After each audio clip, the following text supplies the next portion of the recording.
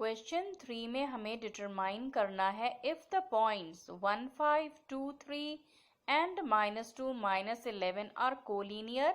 ये जो हमें 3 पेयर्स ऑफ पॉइंट्स मिले हैं, क्या ये कोलिनियर है? कोलिनियर का मतलब होता है कि जो भी पॉइंट्स हमें मिले हैं वो सेम स्ट्रेट लाइन पर लाई करने चाहिए। जैसे इस केस में ABC सेम स्ट्रेट लाइन पर है तो ये कोलिनियर है। इस केस में सबसे पहले हम AB के बीच में डिस्टेंस निकालेंगे, फिर BC के बीच में डिस्टेंस निकालेंगे और फिर AC के बीच में डिस्टेंस निकालेंगे। तीनों डिस्टेंसेस निकालने के बाद अगर AB प्लस BC AC के बराबर आ गया तो हम कहेंगे कोलिनियर है, अदरवाइज नॉट। क्वेश्चन 3 में हमें 3 पॉइंट्स के कोऑर्डिनेट्स मिले हैं। हमें चेक करना है ये कोलिनियर है या नहीं। इन्हें ले लेते हैं ABC। हम एक लाइन ड्रॉ करते हैं। अगर ये कोलिनियर है तो मतलब एक ही लाइन में होंगे, तो ये A, ये B, ये C। अगर कोलिनियर है तो AB प्लस BC AC के बराबर होना चाहिए, तभी ये कोलिनियर होंगे। तो AB plus BC is equal to AC। AB plus BC is equal to AC। ऐसा होने पर ही ये प्रूव हो पाएगा कि ये कोलिनियर है। तो पहले हम AB का डिस्टेंस निकालते हैं और डिस्टेंस फॉर्मूला लिखते हैं। √x2 minus x1 whole square plus y2 minus y1 whole square. अब क्योंकि हम AB के बीच डिस्टेंस निकाल रहे हैं तो इसे ले लेते हैं x1 y1 और इसे ले लेते हैं x2 y2। तो x2 माइनस x1 यहाँ पर लिखेंगे 2 माइनस 1 होल स्क्वायर, फिर y2 minus y1 3 minus 5 whole square और इसे सॉल्व करते हैं। तो 2 माइनस 1 हो गया 1 स्क्वायर और इसे सॉल्व करेंगे तो -2 होल स्क्वायर। अब फर्दर सॉल्व करेंगे तो ये हो गया 1 प्लस 4 हो गया √5। तो हम यहाँ लिख लेते हैं कि हमने AB का डिस्टेंस निकाल लिया √5। अब हम BC का निकालते हैं। अगेन BC में हम डिस्टेंस फॉर्मूला लगाएंगे।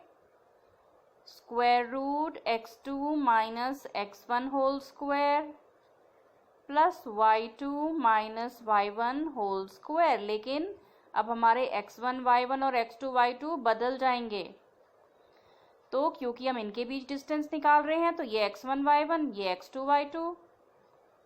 इसे रब करके हम दूसरी जगह पे लिख लेते हैं x1 y1 x2 y2। तो ये हो गया x1 y1 x2 y2। अब x2 minus x1 whole square लिखते हैं, -2 minus 2 whole square plus y2 minus y1 whole square -11 minus 3 whole square. अब ब्रैकेट्स को सॉल्व करते हैं तो यहाँ आ जाएगा -4 होल स्क्वायर प्लस इसे सॉल्व करेंगे तो आ जाएगा -14 होल स्क्वायर। स्क्वायरिंग करते हैं, ये बन जाएगा 16, ये बन जाएगा 196।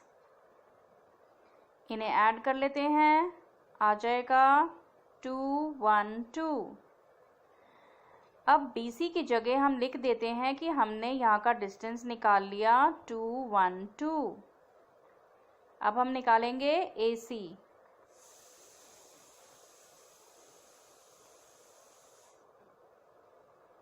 तो AC अब हमारा x1 y1 and x2 y2 बदल जाएगा। हम फिर से डिस्टेंस फॉर्मूला लिखेंगे x2 minus x1 whole square plus y2 minus y1 whole square. तो हम अब रब करके लिख लेते हैं हमारे कौन से कोऑर्डिनेट्स x1 y1 है और कौन से x2 y2।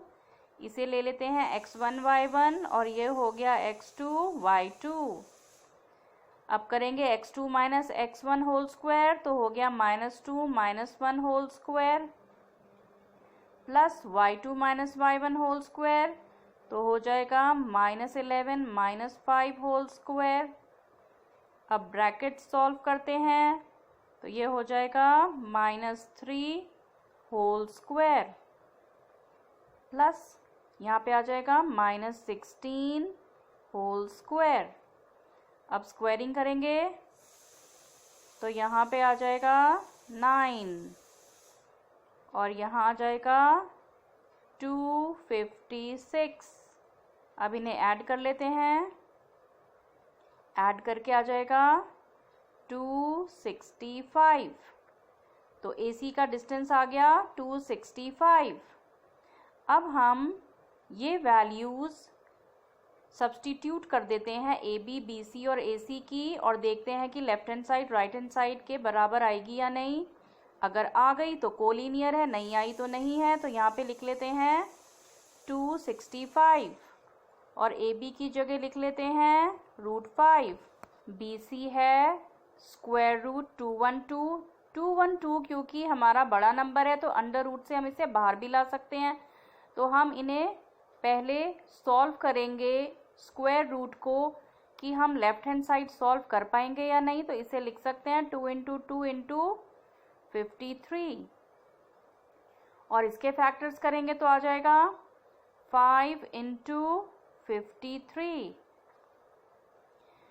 ये दो टूज में से एक 2 बाहर आ जाएगा तो अंदर रह जाएगा स्क्वायर रूट 53। इसमें से तो कुछ बाहर नहीं आएगा, इसे हम लिख लेते हैं 265। इन्हें हम सॉल्व नहीं कर पाएंगे क्योंकि यहाँ पर √5 है पर यहाँ पर तो √5 नहीं है, तो ये सॉल्व नहीं हो पाएंगे। तो हम कह सकते हैं कि left hand side right hand side के बराबर नहीं है। तो left hand side is not equal to right hand side. क्योंकि left hand side right hand side के बराबर नहीं आई तो ये 3 पॉइंट्स कोलिनियर नहीं है।